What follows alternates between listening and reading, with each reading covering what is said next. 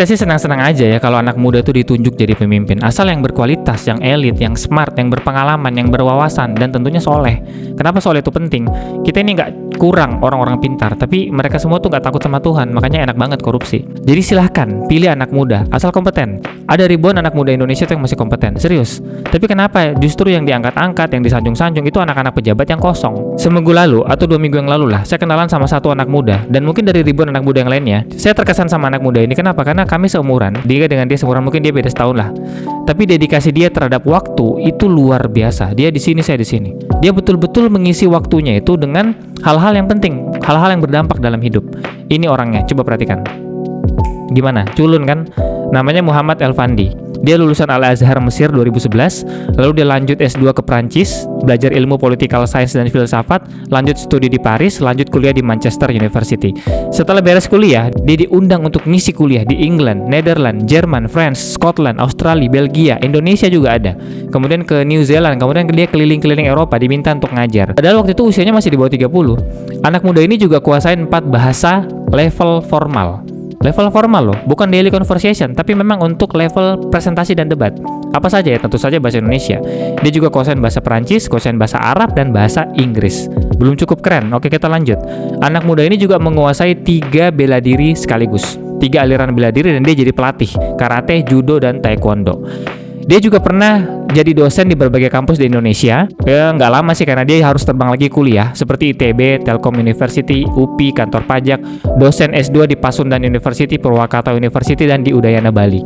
Anak muda ini juga yang mungkin kita tidak kenal, dia juga udah ngisi ribuan jam tentang Sirah Nabawi. Sehingga dia tuh kalau di Indonesia dia dikasih gelar expert soal sirah.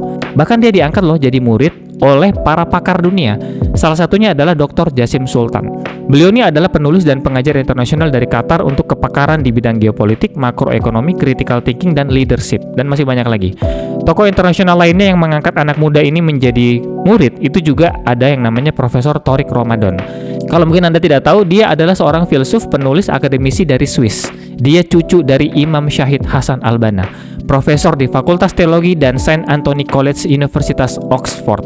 Bahkan Profesor Tariq Ramadan ini juga berkomitmen akan lebih sering ngisi kuliah bareng dengan si Elfandi ini. Dan itu sudah terjadi berkali-kali, mereka berdua ngisi kuliah bareng karena saking dia tertariknya dengan sosok Elfandi ini. Anak muda yang tidak kita kenal ini, dia tidak tertarik dengan politik praktis, atau mungkin belum, karena dia lagi sibuk mendampingi 2000 anak muda lainnya yang lagi belajar pengen produktif muda seperti dia, karena dia punya komunitas.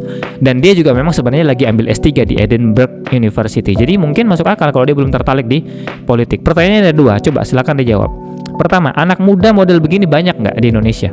Pinter, badannya soleh, jago bela diri, dia punya pendidikan tinggi, diakui dunia internasional, hafal Quran, sayang sama negaranya. Banyak nggak kayak gini? Banyak sebenarnya. Tapi kemana mereka? Mereka sibuk di luar negeri karena di dalam negeri tidak dipakai. Kita sudah sering lihat kejadian model kayak begini 10, 20, 30 tahun yang lalu. Anak bangsa luar biasa keren, tapi di dalam negeri nggak dipakai, di luar negeri malah dikejar-kejar.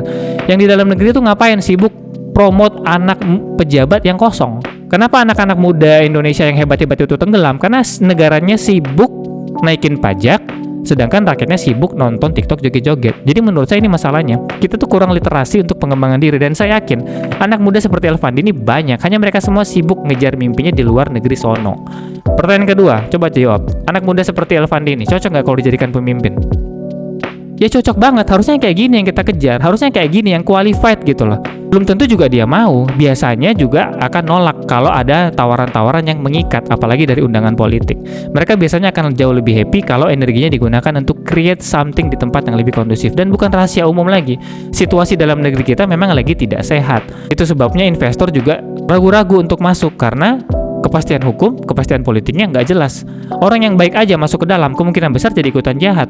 Dan kita udah sering lihat banyak contoh kan, ada orang baik masuk ke dalam sistem, cuma dijadikan wakil dan ujung-ujungnya dia cuma jadi pajangan. So, apa yang harus kita lakukan? Pertama, sadar wahai teman-teman muda, situasi itu lagi tidak baik-baik saja. Jadi jangan ikut-ikutan buruk. Ikan yang hidup itu adalah ikan yang melawan arus, bukan yang mengikuti arus. Tetap produktif, tetap bangun kesadaran, isi waktu dengan baik. Jangan mudah termakan dengan isu apalagi hoax. Dan yang berikutnya, untuk Pak Prabowo yang terhormat, Presiden terpilih, saya yakin Bapak punya pilihan sikap yang akan bisa menyelamatkan bangsa ini. Keresahan kita semua itu bukan cuma 1, 2, 3 hal, Pak. Pendidikan, kesehatan, ekonomi, hukum, cyber security, judi online, pinjol, pungli, koruptor, itu banyak banget, Pak. Hampir semua lini kita tuh sedang ada di pinggir jurang. Padahal anggaran kementerian itu nggak kecil. Dan itu semua pakai uang rakyat. Ko Denis itu saya pernah nonton di TV One, dia pernah bilang kayak gini, dia tuh bingung, kenapa sih soal judi online itu diurus sama negara berbulan-bulan nggak selesai-selesai, bahkan bertahun-tahun. Menurut dia, kalau level negara yang bergerak, itu soal judi online selesai hitungan hari. Aneh nggak sih? Negara kita ini sebenarnya ada apa? Padahal judul ini sudah darurat loh, sudah darurat banget. Saya yakin Bapak akan tegas menuju merit system, jauh dari koncoisme, koneksi, titipan, dan lain-lain. Semua harus berbasis prestasi, kemampuan, pengabdian. Kalaupun ada titipan, Pak, pastikan itu qualified, Pak. Kita melamar jadi OB saja, itu ada wawancara. Kalau Bapak pun dititipin nama untuk jadi menteri, minimal audisi mereka, Pak. Mereka itu bukan cuma harus mampu, mereka juga harus soleh dan harus sayang sama negeri ini. Ya bukan berarti kabinet juga harus diisi dengan anak muda semua, enggak. Tapi pilihlah yang kompeten. Misalnya Kementerian Pendidikan, pilih yang paling pakar di dunia pendidikan, paling ngerti soal anak-anak. Kepikiran di kepala saya sekarang siapa? Ya Bunda Eli Risman. Beliau adalah psikolog, pakar parenting anak-anak. Diundang ke luar negeri, di dalam negeri, kemana-mana untuk memberikan pencerahan tentang bagaimana pendidikan anak-anak yang baik dan benar. Kenapa kita nggak ambil dia? Atau misalnya di Kementerian Kesehatan, kita pilih dong orang yang ngerti kesehatan dan politik kesehatan. Di dunia investasi, di Kementerian Investasi, kita pilih dong orang yang ngerti investasi. Sehingga Indonesia tuh bisa meledak perekonomian seperti Cina. Kita lihat Cina itu 40 tahun yang lalu sama dengan Indonesia, sama-sama miskin. Tapi apa yang mereka lakukan? Mereka mencerdaskan rakyatnya sampai dengan tahap luar biasa. Dibuat cerdas rakyatnya, baru investasi diizinkan masuk. Itu kan strategi yang dipikirkan sampai ke level negara, Pak. Saya tahu umur Bapak sudah tidak muda lagi, tapi semangat perubahan Bapak saya yakin mengalahkan mayoritas anak muda kita saat ini yang masih sibuk pada hal-hal remeh. Apa indikasinya? Cek saja konten TikTok dalam negeri, apa isinya? Bandingkan dengan konten TikTok di negeri asal TikTok. Langit dan bumi. Ini indikator mudah untuk menilai anak muda kita sekarang. Semoga Indonesia bisa jadi lebih baik lagi. Barakallahu fikum.